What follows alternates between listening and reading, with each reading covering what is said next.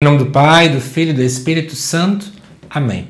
Amados irmãos e irmãs, é com muita alegria que nós estamos aqui para juntos estudar e meditar a primeira leitura que a Igreja nos apresenta para esta segunda-feira da 32ª semana do Tempo Comum. O texto de hoje se encontra lá no livro da Sabedoria, no capítulo 1, versículos de 1 até o 7, que nos diz assim: Amai a justiça, vós que governais a terra. Tende bons sentimentos para com o Senhor, e procurai-o com simplicidade de coração. Ele se deixa encontrar pelos que não exigem provas, e se manifesta aos que nele confiam. Pois os pensamentos perversos afastam de Deus, e seu poder, posto à prova, confunde os insensatos. A sabedoria não entra numa alma que trama o mal, nem mora num corpo sujeito ao pecado. O Espírito Santo que a ensina foge da astúcia, afasta-se dos pensamentos insensatos e retrai-se quando sobrevém a injustiça. Com efeito, a sabedoria é o Espírito que ama os homens, mas não deixa sem castigo quem blasfema com seus próprios lábios, pois Deus é testemunha dos seus pensamentos, investiga seu coração segundo a verdade e mantém-se à escuta da sua língua.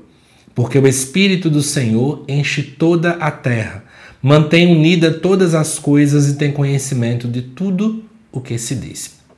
Amados irmãos e irmãs, o livro da Sabedoria ele foi escrito exatamente em um contexto onde estava se perdendo a valorização da religiosidade da época.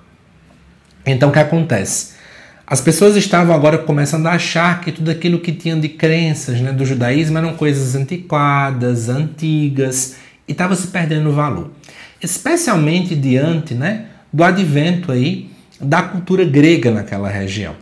Então o autor do livro da Sabedoria ele tenta exatamente trazer essa dinâmica de volta. Por exemplo, no versículo 1 pode ver que está bem claro. Amai a justiça, vós que governais a terra. Ele está falando, vocês que lideram, que muitas e muitas vezes não olham com justiça, não têm justiça, só olham para aqueles que têm dinheiro, para aqueles que podem dar algo em volta, é preciso amar com justiça, porque é isso que a palavra sempre ensinou. Procurai, por exemplo, simplicidade de coração, Procurar a Deus com simplicidade de coração, ou seja, não é para deixar Deus de lado, só porque alcançou um posto aí que é tão alto. Então é mais ou menos nesse contexto que o livro tenta começar a linkar.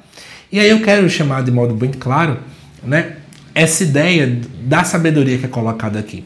Por exemplo, no versículo 4 diz assim: a sabedoria não entra numa alma que trama o mal, nem mora num corpo sujeito ao pecado. A palavra sabedoria é sempre vista aqui como o próprio Espírito de Deus, a visão do Espírito Santo. Então a gente poderia trazer para a gente agora, já com toda a doutrina que nós já temos do Novo Testamento, na seguinte questão: o Espírito Santo, ao qual nós somos templos, embora ele esteja sempre em nós pelo batismo, mas a gente precisa colocar na nossa cabeça de que ele não age em alguém que infelizmente não busca fazer aquilo que é de fato a vontade de Deus. O Espírito Santo deseja estar em um coração de alguém que busca, acima de tudo, fazer o bem. Aquela ideia, eu preciso lutar como se só dependesse de mim, então eu vou buscar fazer o bem, Quando chegar no meu limite, Deus age. Até porque o próprio bem que eu procuro já vem da graça de Deus, mas eu faço o meu esforço.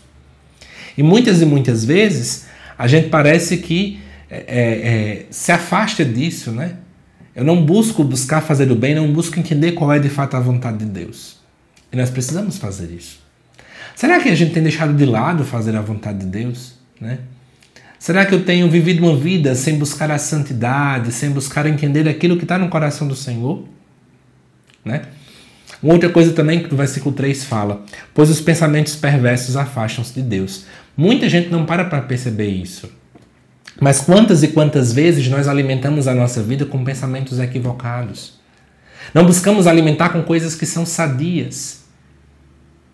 Está errado, É preciso entender que a nossa mente deve buscar, sim, coisas ligadas a Deus. Coloque isso na sua cabeça. É preciso buscar ambientes, conversas, tudo aquilo que buscar trazer coisas sadias.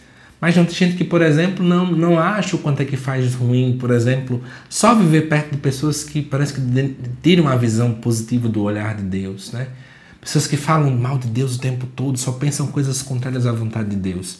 É preciso a gente entender que isso sim nos afasta dele. Por isso que precisamos tanto, né? Na vida de oração, amizades na caminhada, com outras pessoas que também queiram Deus junto conosco, tá bom?